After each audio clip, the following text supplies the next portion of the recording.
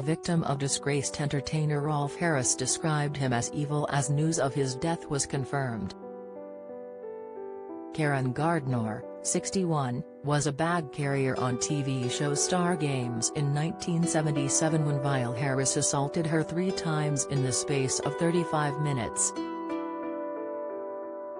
Then 48, Harris told a 16-year-old Karen, "You're irresistible." As news of the pedophile's death broke yesterday, Karen pointed to a statement she had made one day earlier in the aftermath of a new ITVX documentary. In that, she said, "Very few of us escape the impact of evil people. What we have to do is expose them, share and stand together to dilute the pain." For me it was #Rolf Harris, but he inflicted much worse on other girls. After his death aged 93 was announced, it emerged that Harris had been cremated in a secret ceremony. The family favorite turned convicted child sex offender died in his £7 million mansion on May 10. His death certificate was registered yesterday, confirming he died of neck cancer and frailty of old age. Shortly afterwards his family released a statement via Harris's solicitor, saying, "Rolf Harris recently died peacefully surrounded by family and friends and has now been laid to rest. They ask that you respect their privacy. No further comment will be made." Harris died just days before a documentary aired on ITVX named Rolf Harris, Hiding in Plain Sight, in which victims waived their right to anonymity to reveal how the pervert humiliated young girls and sexually assaulted women over decades of his life. The fallen TV star was diagnosed with neck cancer last year, having been freed from prison in 2017. He was convicted in 2014 of 12 counts of indecent assault on 4 girls.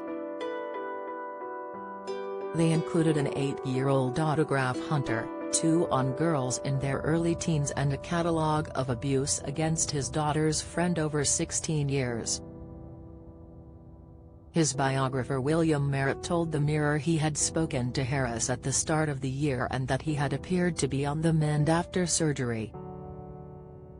But neighbors said an influx of care workers were seen entering Evil Harris's house 1 week before he died. On May 10 a funeral director's van was spotted at his home, prompting days of speculation about his ill health. His death was yesterday registered at Maidenhead Registry Office by former personal assistant Lisa Ratcliffe, who spends her days at Harris's pad. In the UK, a death legally has to be registered after 5 days. But family can bury or cremate a body with an interim certificate from a coroner before registering the death. Harris was released on license from HMP Stafford on May 19, 2017, less than 3 years after his sentence began. But the Mirror revealed in 2019 that Harris had walked into a school playground close to his home, having to be escorted off by the head teacher. Cops had to remind the artist of his license conditions. Neighbors in Harris's exclusive neighborhood had confirmed his death to the Mirror shortly after he passed away, but his family had refused to comment. Despite his vile acts and convictions, many of his wealthy neighbors still stand by Harris. A residents' WhatsApp group for members of the estate's Fisheries Residents Association, seen by the Mirror, wished Rolf RIP in messages.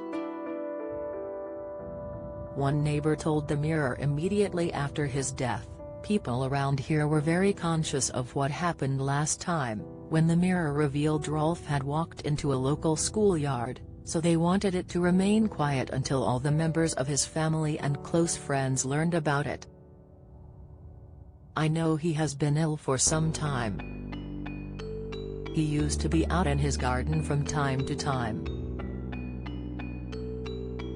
She said he was the life and soul of residents' street parties. Rolf's wife Owen is believed to still be in the home. Their daughter Bindi, 59, refused to comment when approached by media last week. Before his death, Harris was being sued by an alleged victim who claims the disgraced pedophile sexually assaulted her at an Australian adventure camp when she was 10 years old and in foster care, in 1982. She says after one of Harris's performances, she and other children were introduced to him. The woman said she had spilt wax on her dress and was trying to pick it off when Harris offered to help. "That's when he said he could help me get the wax off," the woman said in her claim. It started off helpful, but she claims the exchange quickly became sinister and sick. Harris dragged her onto his lap and moved his hands up her leg and under her skirt, before he sexually assaulted her. "I remember feeling petrified, terrified and panicked," she said. She said she tried to call and scream before she ran away from Harris.